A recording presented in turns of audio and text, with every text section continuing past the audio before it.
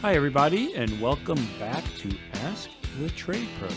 It's your favorite show where a couple of us trade guys talk about some trade stuff. We're here to answer your questions about your AC, electrical, plumbing, and anything else in your home so you can keep that home running smoothly. I'm Jordan. And I'm Todd. Have you ever got in the shower or turned on a faucet and been disappointed by the lack of water pressure? Who doesn't like a slow, drizzly shower? Low water pressure can be a real annoyance, making everyday life a little bit harder when using the water in your home. If you got low water pressure and want to do something about it, keep listening. Well, listen either way, please. If we don't have the answer, we'll make something up and just to keep the episode going. So we'll be covering some of the common causes and fixes that will get your water pressure back to where it should be. Awesome.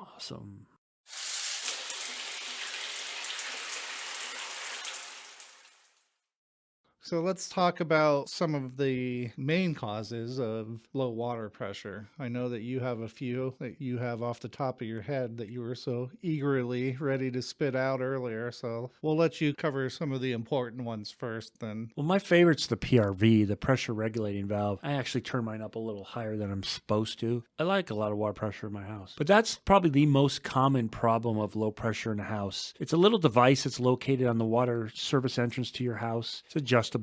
Your water in your house is ordinarily not supposed to be higher than 80 psi. Your pipes are rated for that. You turn it up higher than that, you could blow your pipes, blow your faucets open. A lot of times you keep it a lot lower than that because the really high pressure can also cause pipes to vibrate, shake. Even if it's below the rated level, it's still kept lower than that. But those devices build up with gunk. They have a spring mechanism or a diaphragm mechanism, and that can wear out, and it can cause them to not respond, not let water through to your house. Yeah, so that's going to be the most common problem is the PRV. Other issues could be your piping. What type of hot and cold water supplies do you have in your house? Is it old galvanized piping? Because if that's the case, you could very likely have rust, mineral buildup. They're like our arteries. They're probably all clogged by now. Deposits. So is this problem happening at one location or is it the whole house? Is it hot? Is it cold? If you have good pressure everywhere throughout the house on your cold side and you're trickling water at every faucet or fixture on the hot side, that will lead you to the water heater, especially on traditional or what we'll call tank water heaters. You have that, your cold inlet and your hot outlet. A lot of times on that, both the cold and hot, they have a filter in there. So it looks like a 3/4 inch nipple with a filter that could become clogged and will definitely restrict that water flow. So determine and try to isolate the problems. Is it the whole house, meaning hot and cold? Is it just hot? Is it only one? Because the causes for each are different. Causes whole home might be clogged pipes, bad PRV. Hot side would be water heater related issue. Then we get site specific issues to it, right? So you have one bathroom sink that doesn't work. A lot of times these sinks have little aerators on them. It's a little device meant to kind of spread the water out as you wash your hands. Those get clogged up all the time here where we're at from dirt that gets in the lines. Yeah, that leads us back to what we've talked about many times, right? Is water treatment as well. Some of these water treatments, they not only help your water right then, but even retroactively, they'll go back and some of them will actually remove buildup from years prior in those pipes. So yeah, they help remove the causes, which we talked about, that clog the cold lines.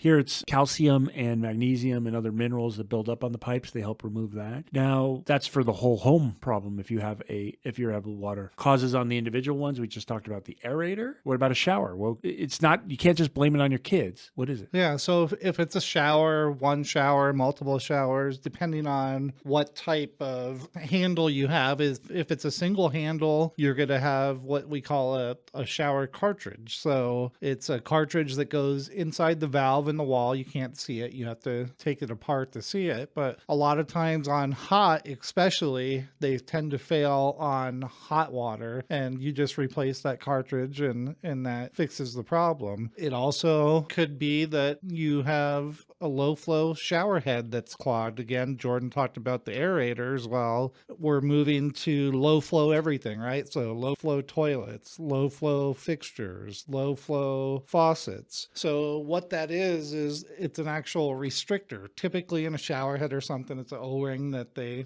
put in there to reduce flow of water. And those can clog very easily, and that could be a potential cause as well. So really it depends on the symptoms, right? You know what symptoms you're having, be able to isolate or identify the issue, and simple research can help, or contact your trusted trade pro and they should be able to figure out the problem. If you are more of the DIY, do-it-yourself person, you can buy a water pressure gauge that you can attach to a hose. So bib. what does that look like? It's just a round device that threads in. You remove your hose, thread this onto your hose bib. It has some numbers on it. You turn the hose bib on, and A lot like a little tire pressure gauge. tire pressure gauge. There you go. I couldn't think of anything similar.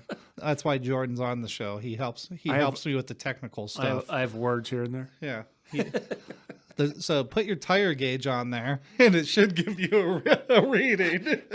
You heard it right from his mouth, a tire gauge. It looks very similar look to it. It's just a 3/4 inch round threaded ending to it. So let's talk a little bit about pressure. If you do test your incoming pressure, Jordan first mentioned the PRV. So a PRV regulates or reduces pressure. You can raise it depending on what you need. So a lot of PRVs, you could go to typically 75 max on the settings. Anything over 80, you really don't want, because as Jordan mentioned, you run the risk of bursting lines. I mean, unless you want to destroy your home for a water claim on your insurance. The most common line, believe it or not, to burst with high water pressure is going to be your refrigerator. So anything with a smaller line, it's typically not going to burst your pipes in your walls or underground, your larger pipes. But you got to think of it this way. Your refrigerator, which most people now have water come into their refrigerator. It's a very common thing now. Ice machine water. Those lines on the back of your refrigerator feeding that water are very small plastic lines, 1/4 inch, 3/8 inch max. And those are going to be the ones to fail at that higher pressure. What's a good incoming pressure? People ask that question all the time. I would say anything. Jordan likes higher pressure. Everyone wants good water pressure, right? Especially the ladies of the household. They have long hair. They can't wash their hair. I get this. Jordan's laughing at me, but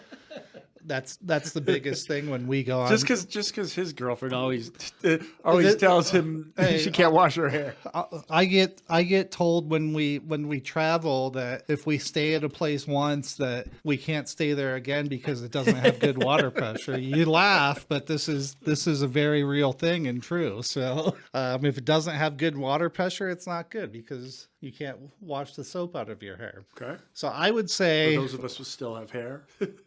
well, yeah, for me, it doesn't matter. I could just dump a bottle of water over my head. Thanks for pointing that out, by the way, Jordan. So now if you listeners don't know, I am balding. So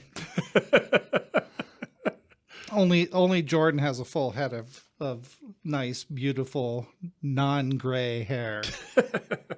I would say that a good pressure is going to be probably, the city's going to tell you 45 is fine, but I would say 50 to 75 is good, and I would like it on the higher side of that. I usually see 75. people set at 55, somewhere in that range. Yeah, it depends on how many bathrooms and other stuff you have in the house too, because the more fixtures you're turning on, the more you're going to need a little bit of extra pressure in there. Yeah, so I mean, we could go really far with it and go to sizing pipe and incoming water feed, and I don't think the listeners by that point they better be calling a professional. yeah. Now, I have seen, it's rare, but I have seen as a cause of low pressure if you're up a hill. So the way some of the city water systems work here, we have a mountainous and foothills terrain. The house at the top of the hill will get low pressure if all the houses below it are on at the same time, just because it's pumped uphill rather than flat level. And then we have some pretty steep hills here. So sometimes if you're in a certain neighborhood, you'll get low pressure when all the houses below you are on the system are essentially stealing all your pressure. So Todd, now we talked about randomness about water. We've talked about customers adding a water treatment is something they could do to help fix some of these issues. What are some other things they can do about the aerator or maybe about the shower heads and things of that nature? Should they pull them apart themselves? Are they comfortable with that, or should we call a professional? Well, that's a good question, and I'll just say this. So anyone can test their water pressure. So the gauge is fairly inexpensive at your. I think the last one I got was like $10 or something. At Ace Hardware, your local big box store. Inexpensive, fairly easy to test, and understanding your readings is one thing. I would say a lot of people aren't going to be able to tackle a PRV by themselves. I would recommend calling your local trusted trade pro for that. Shower valves. You love when customers change their own shower valves. Yeah, right. We get it all the time. So I know that's going to be an interesting call. Oh, I tried to replace my shower cartridge myself and now it won't shut off. A lot of shower cartridges, depending, and again, this is same in every trade, same with every process. There's a process that you have to follow in order to do something correctly. So when it comes to a shower cartridge, there is O-rings, there's sometimes a special tool needed. Rubber gaskets. Yeah, some of them you need a special tool to remove it with. But most importantly, when you're installing them, you always put a silicone grease on those rubber O-rings, because we come across it all the time where we're drilling out shower cartridges or heating it with a torch to remove them. I have some horror stories about trying to remove shower cartridge, something that should take minutes that's ended up taking hours going to and drilling it out, collapsing it on itself, using an easy out to try to get it out. And these are honed cartridges, so if you nick the sides of that or anything to that nature, you're gonna have a leak. So anything with a shower cartridge, I would always leave it to a professional to remove that, because you break something in the wall, you're going to be flooding pretty quick. Aerators, on the other hand, I would say anyone can replace an aerator. Very simple to do. How would you do that? Well, you ever heard of the term lefty loosey, righty tighty? Sure. You just unscrew it and screw a new one on. Where's it located? It's located right where the water comes out of the faucet. So normally that's on bathroom faucets. I used to see them on kitchen faucets, but not the new modern kitchen faucets tend not to have them anymore. A lot of them do have them, but they're non-replaceable. So again, we've talked about many times of the quality of new stuff and how they build it. Well, they build stuff to replace. Nothing's like it used to be, so they don't want you to access that. They want you to put a new faucet in. Well, it's designed on looks too. They have the nozzle heads and the pull-out heads and all that stuff. They really put them internally rather than on the end of it. To all of our listeners, if you can't buy something that has replaceable parts, don't buy it. I think he's talking about plumbing fixtures sold at a certain big box store that are unreplaceable. So if you checked your water pressure and it seems normal with the water gauge, or if it's not normal, then you know it's the PRV. And again, like Todd said, that's generally something a professional has to do, because a lot of times you have to solder that in and out or bolt it out. That's one thing. You can try your aerators on your own. You can try to isolate the problem, as he said. Even putting on water conditioners is something a customer can have done. Now, professionals usually install the water conditioner, but that would help prevent the kind of buildups that cause this low pressure. Most of the issues we have with low water pressure though, probably require a professional to come in, except for the aerators. I agree. Well, sometimes you need a professional to take care of it, so please call your local trade pros for any advice and help you need. Thank you for listening to Ask the Trade Pros. We release new episodes every other Tuesday, so be sure to subscribe and follow us wherever you listen to podcasts. If you have a question you would like us to answer on the show, please leave us a voicemail or an email, and we may feature your question in an upcoming episode. That information is in the show notes. This podcast is sponsored by the good folks at Done Right Services. As always, thank you for your support.